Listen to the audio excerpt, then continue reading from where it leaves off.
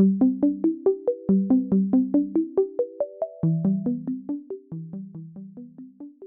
me, I could feel the surge of energy, of hype, it's like, when you're in the car and you accidentally almost hit somebody and that rush comes. Well, Yeah. anytime I would get a legal letter or an email from him, my whole body responded. And I kind of got curious about that, because I said to myself, why am I getting so hypervigilant? What I've experienced with my clients, generally speaking, is that the flooding occurs first, and then the depression or the numbness comes after. In terms of shifting your state of being from that depressive, numb, heavy, into a neutral or higher vibe state, it requires consciously choosing a thought as well as an action. And so what I mean by that is it is time to begin to employ techniques that are going to literally shift your energetic state. And so that can look like learning to do meditation, learning to do yoga, learning to do Tai Chi. Talking about your trauma is not very effective, right? So when Sara says you need to move your body, there's real research to that, right? Or a toxic relationship, you're looking at the first 2 years. The first year was just getting my feet back on the ground. And the second year was actually beginning to process the experience that had happened, starting to see some light at the end of the tunnel. Just talking isn't going to help resolve the root of the matter. And so I often say you have to heal the root to bear the fruit. Welcome to the Just Separated podcast. Hi, I'm Karen Oman, a thanatologist, grief counselor, divorce strategist, and co-author of the Just Separated workbook. I draw on years of personal and professional experience to guide you through the challenges of your divorce. Together, with our expert guests, we'll equip you with the clarity, resilience, and tools to take charge and move forward with confidence. Follow Just Separated and join us as we explore the many different facets of divorce. Welcome to the Just Separated podcast. I'm your host, Karen Oman, and co-founder of Divorce Workshop.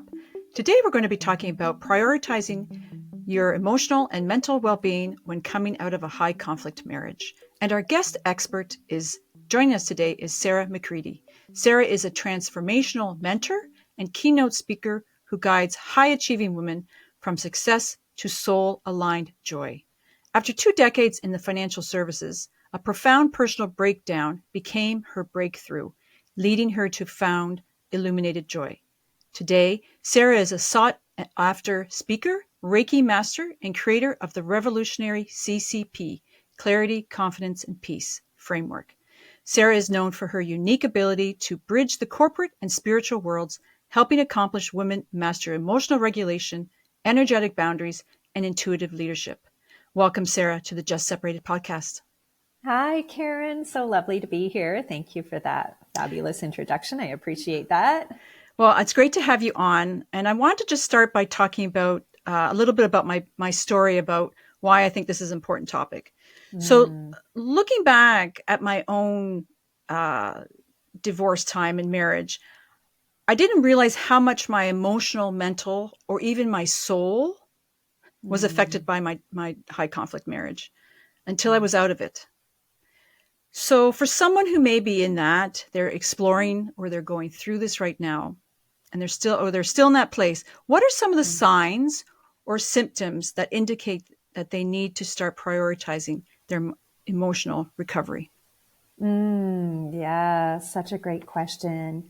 As they say, hindsight is 20/20. So quite often, unless you've started exploring signs and symptoms, started doing research, you're not necessarily going to be aware of the symptoms that you're experiencing. But some of the more common ones are that mental fatigue, the brain fog. For myself, it was constantly crying, not being able to have that emotional regulation,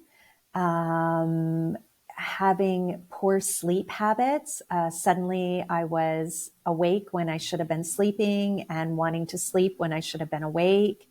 The toll and the stress that can occur to your physiological responses is a direct result of the pressure that you might be experiencing, or the conflict or the stress that you're experiencing as the marriage is winding down.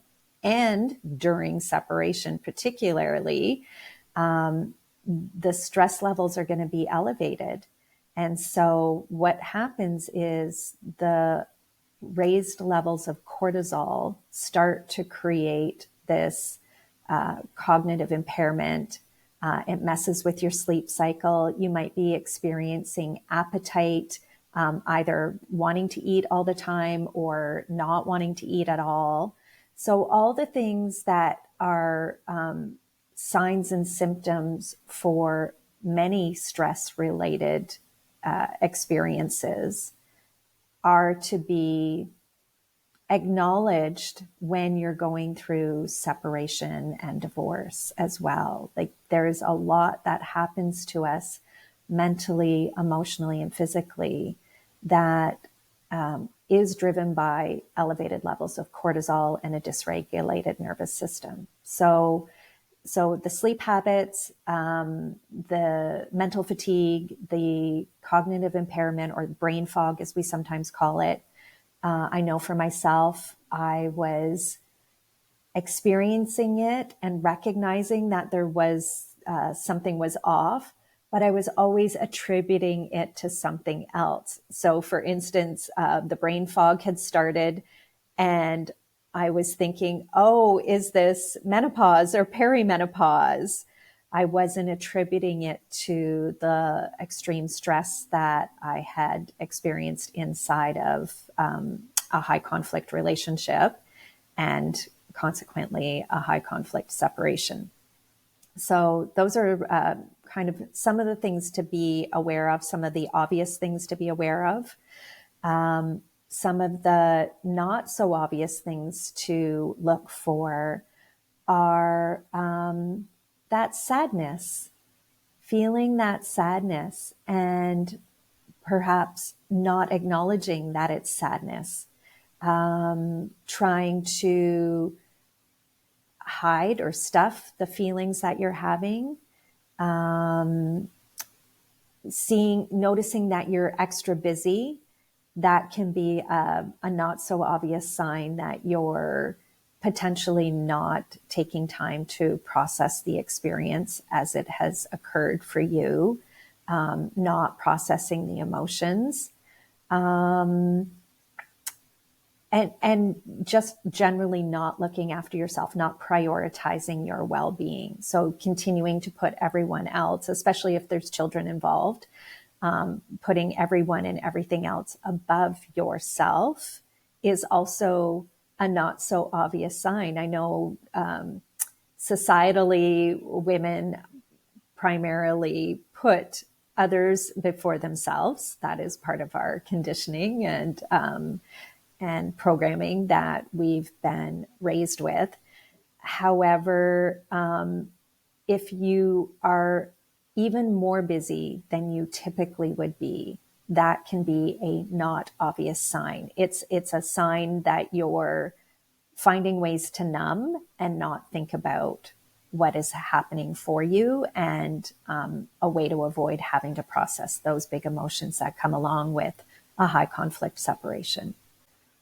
Yeah, I was also thinking when you were talking, awareness is really key. And I think that's why if I look back, 7 years ago when I separated, I was not even aware of all those things you were talking about. Yeah. So it was, since I wasn't aware, I was often confused of why I was Yeah. feeling this way, right? And So I also think that, like, with knowledge is power, right? So that's why we have podcasts, or we have workshops like you do or whatever, to empower people to understand that, as you say, we're not going crazy, or Yeah. right, or menopause, or having Yeah. excuses, that it's because we've left a challenging or high conflict type of marriage. So do you find that for a lot of people, awareness, that they really have no clue? Have you found that as well? Yeah, that was also my personal experience, and why I do what I do in the world today. And also grateful for the work that you do in the world, because it is things like your podcast that you've created, the book that you've written, the workshops that I do. It is through those types of avenues that we're able to spread awareness. We're able to inform and educate and put that information out there, so that it does get into the hands and the minds of those that are going through this type of experience. I think there has to be even like a glimmer of awareness to search for this information. So as I was saying, for myself, the information and awareness didn't come until long after I had left. It was 8 or 9 months after I left my marriage that I was given the first piece of information. A video had come across my screen, literally, and it was through this video, watching this video, that I was like, oh, wait a minute, there's something more here to what I'm experiencing than just typical sadness. So it was that experience that really propelled me to want to be an educator and an informer for other women on leaving a toxic relationship, on the signs and symptoms that you're experiencing, on the nervous system dysregulation, and what that actually looks like in your life, in your everyday life, when you're not looking after yourself and learning to regulate and learning to get back in your body, as I say. So the awareness piece is huge, and it will find you if you're even a little bit open to seeking, additional information. Even when you just first start having the thought, I wonder what's happening right now with me. This seems a little extreme, or this seems so different from what I've experienced in the past. The minute you have even that thought, information will start coming forward. It'll appear literally like out of nowhere, like that video did for me. Yeah, it's similar to me. I started doing trainings with Dr. Ramani. She's a famous psychologist in the States Yeah. for narcissist Yes. abuse. But one of the things I just wanted to talk a little bit about is being hypervigilant, because Yeah. personally, I can tell you, anytime I would get a phone call or Mm. a legal letter, I tell you, Yeah. Sarah, my body. So this is we talk about in our body. So we want you to feel how it feels Yeah. in your body. Do you get tense in your chest, or sweaty, or have a hard time breathing, or however hypervigilant, hypervigilant feels for you, right? Well, for me, I could Mm. feel the surge of energy, of hype, it's like, when you're in the car and you accidentally almost hit somebody and that rush comes. Well, Yeah. anytime I would get a legal letter or Mm. an email from him, my whole body responded. And Yeah. I kind of got curious about that, because I said to myself, why am I getting so hypervigilant when it's Mm-hmm. just an email?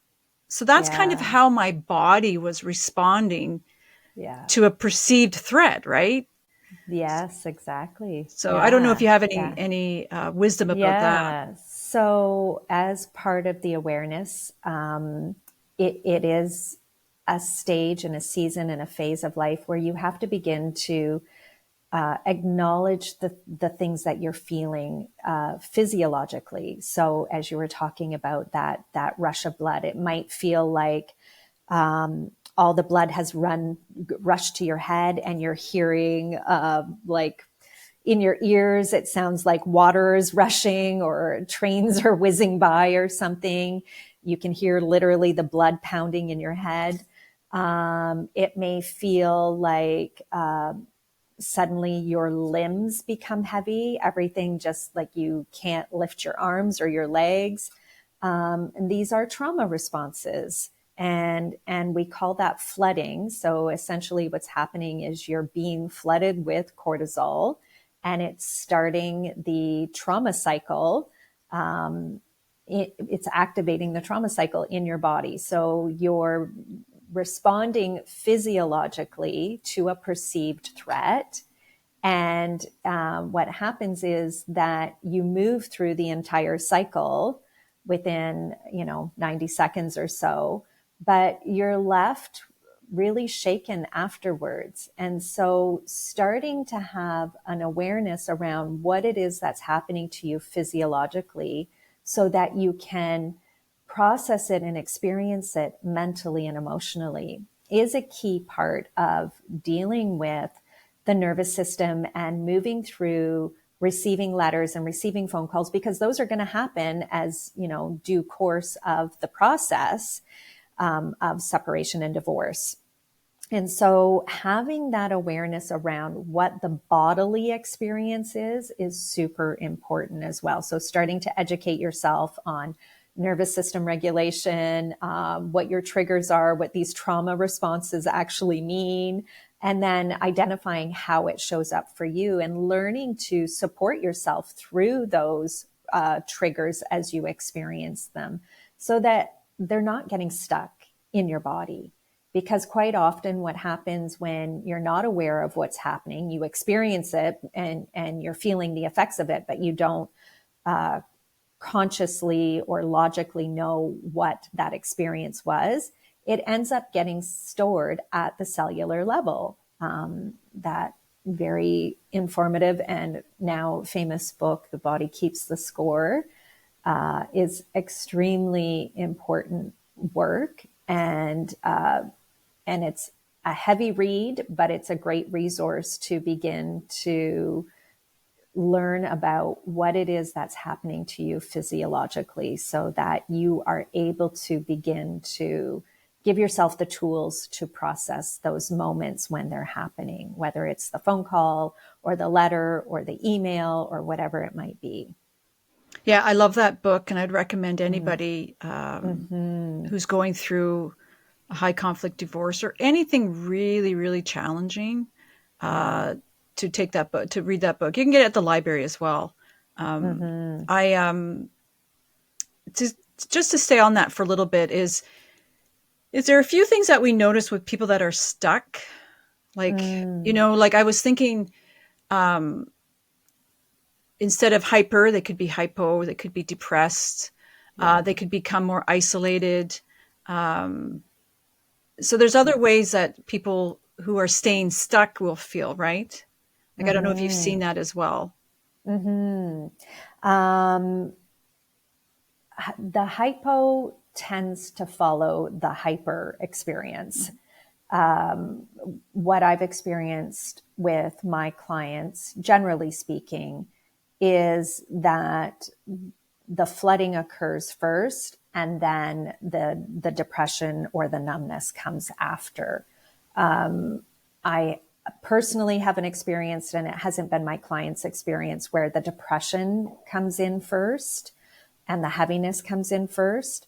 But that staying stuck, moving from the hyper into the hypo and then getting stuck in the hypo is directly related to not processing that experience, that trauma or trigger that you experienced in that moment.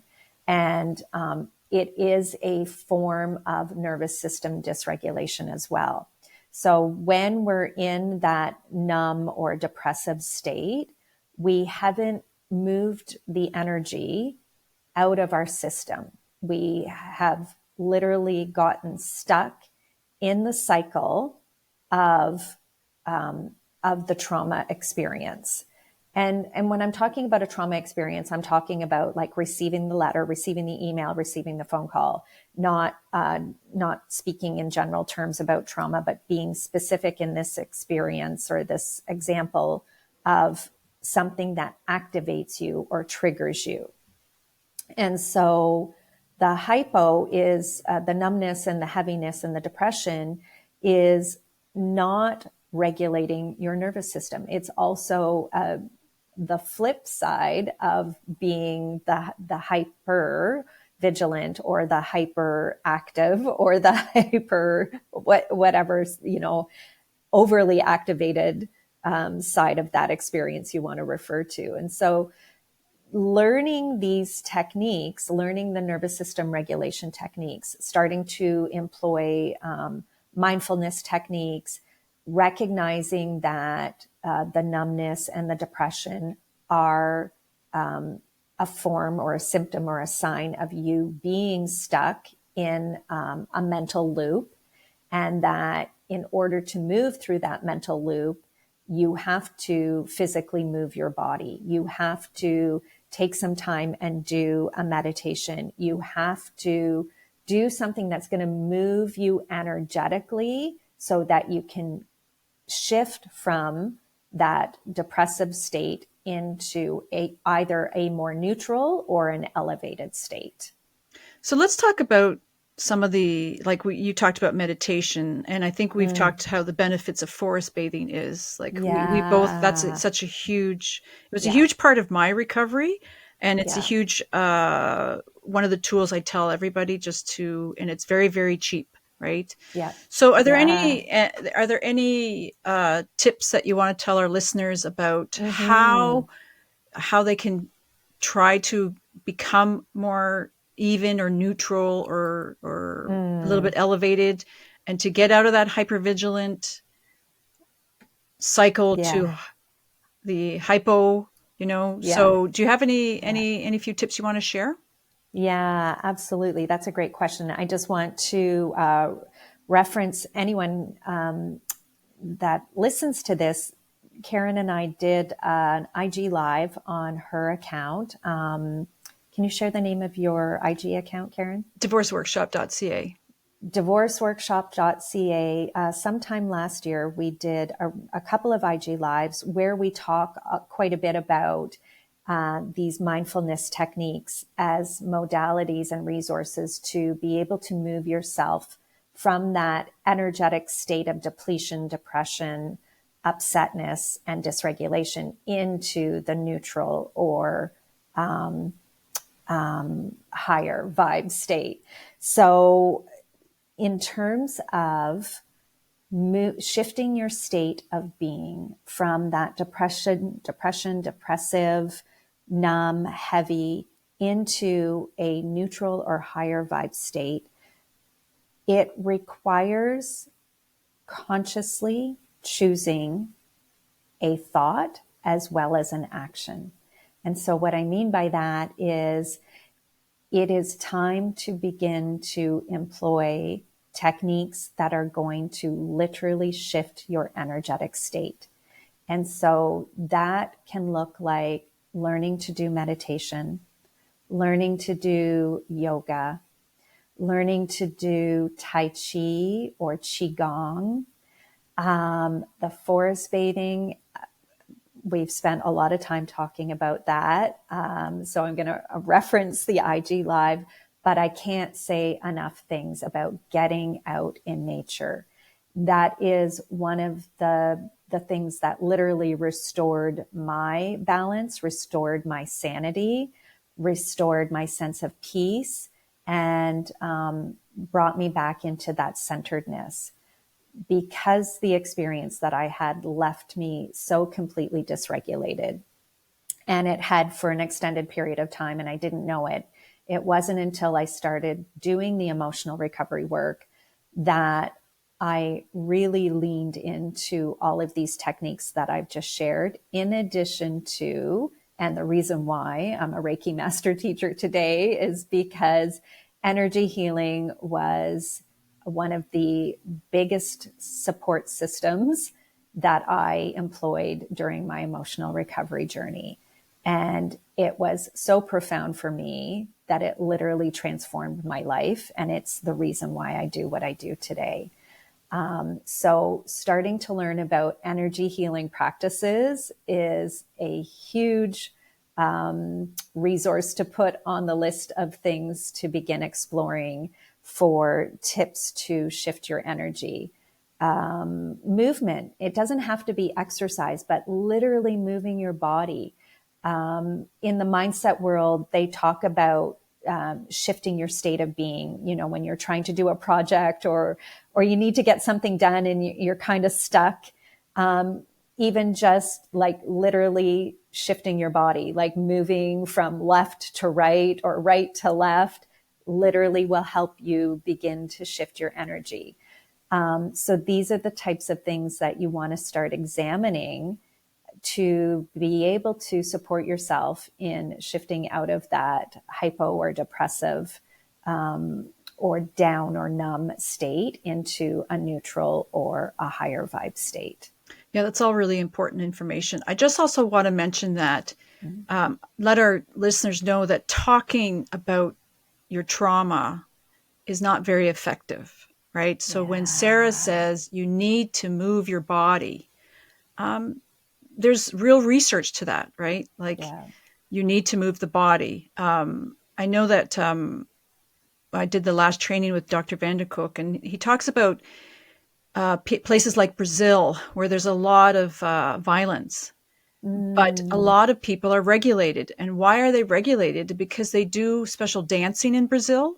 And he said they're mm, dancing everywhere. And so that's yeah. helping them process the trauma of their daily lives, right? So Yeah. what you're saying is point on. I just want to remind people or tell people that talking about trauma isn't the same. You have to move your body to get that Yeah. trauma out. So That's right. That's right. And back to the body keeps the score. One of the key elements of emotional recovery is releasing the emotions attached to an experience. And so the way to do that is to move your body, to push it out of your body, to move it through your body, to release it out of your body. Shaking like a dog can have the same effect, or just shaking your arms and your legs, shaking it out, do the hokey pokey. That sort of thing. And like you said, dancing, Karen, dancing's a huge beneficial modality as well, or resource.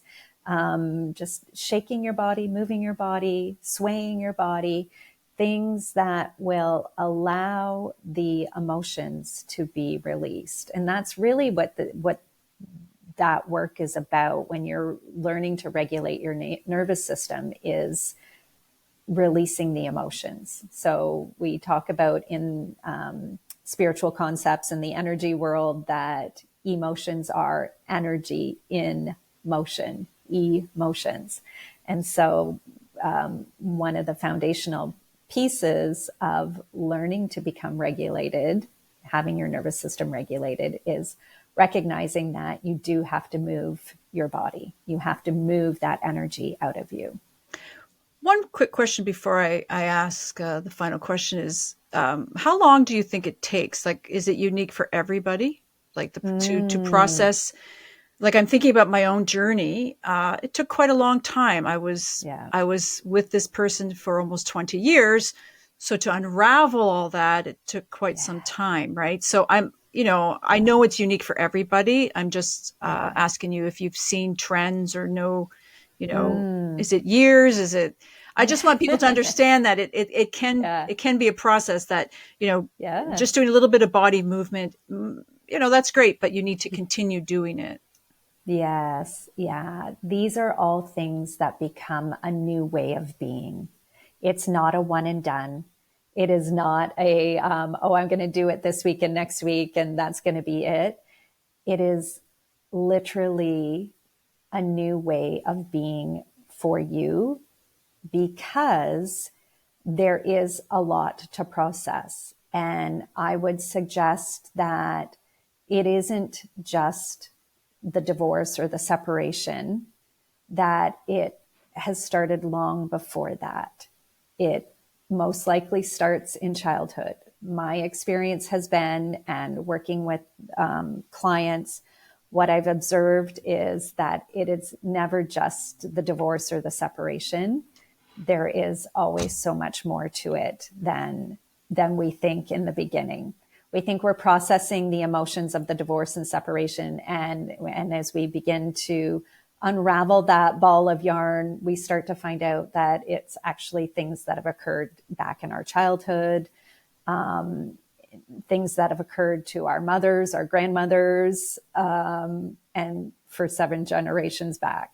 And so you begin to recognize that when you're on your emotional healing journey, it's not just you and your experience. It's all the experiences you've had in your lifetime, as well as your mom and grandma and great grandma and so on. And so, yes, it's an individual experience, and it very much follows the grief healing journey, which is all 7 stages, as we talk about. But it can be years. Speaking from my personal experience and from my clients' experiences, generally it's the first 2 years out of a high conflict relationship or a toxic relationship. You're looking at the first 2 years. The first year was just getting my feet back on the ground. And the second year was actually beginning to process the experience that had happened, starting to see some light at the end of the tunnel and putting the pieces together with a little bit more clarity. So what I've seen in terms of trends is generally those first 2 years out are the most intense. Right. And to seek support if you need it, right? 100%. Yeah. Do not do it alone. Absolutely. Read the books, listen to the podcasts, seek support through mentorship, through workshops, through community, through therapy, through learning about the deeper healing that community and work like Karen and I do provides you. As you said a few minutes ago, Karen, just talking isn't going to help resolve the root of the matter. And so I often say you have to heal the root to bear the fruit. And the journey that you go on when you begin the emotional healing journey, like I said, is not just about the divorce or the separation. It is so much more than that. It is root deep. And when you begin to go down that path, you want to do that with support. And you want to do that with someone who's been there and experienced it and understands all the stages and phases that you go through. I love that metaphor. That's really good. And it really is true. Yeah. Before we wrap up, do you have anything that we've left out before I ask the last question? No, there's nothing that comes to mind. I think this was a pretty explorative conversation and pretty deep, as we tend to have. I do encourage everyone to go and check out the IG Lives that we recorded last year. Those are really fantastic resources and information in those conversations that Karen and I had. Yeah, and they're on divorceworkshop.ca YouTube as well, if you don't want to go on IG. So I always ask this question for all of our podcast guests. So for someone who is just separated, whether they left or were left, what advice would you give them to help them navigate those overwhelming early days? Be kind to yourself, move slowly, sleep lots, take as many breaks as you need to, give yourself space, even if you have children. It's imperative to carve out time for yourself so that you can begin to get a little bit of clarity, although in the early days, clarity is hard to come by, but you're giving yourself a chance to arrive at making sense of some of it when you give yourself the space and the grace and a little bit of silence. Don't I wish I had that advice of wise wisdom, Sara, when I left. So thank you for those very important and wise words. We all, anytime you're going through a divorce that's high conflict or any type of conflict, those words that you said really should be taken into account, right? You should really try to take space and grace. I love that. So how can we find you if you have like your webpage and the type of things that you do, so they get in touch with you?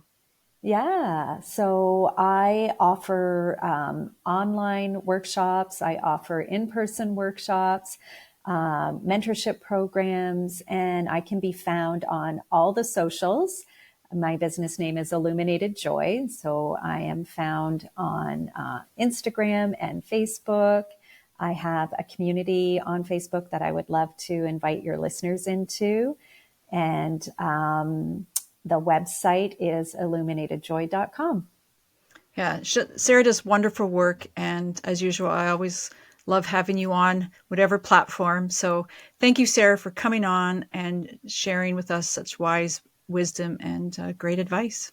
Yeah, thank you, Karen. It was lovely to visit with you today. Bye. Thank you for joining today's discussion with our divorce expert. Check out the show notes for more about our guest. If you're finding value in our podcast, follow us on Spotify, Apple Podcasts, and our YouTube channel at Divorce Workshop. Share your questions, comments, or guest suggestions. We'd love to hear from you. For a comprehensive divorce guide, check out our Just Separated workbook on Amazon worldwide. This workbook covers everything from emotions and co-parenting to finances, legal insights, and recovery, a must-have for anyone navigating separation or divorce.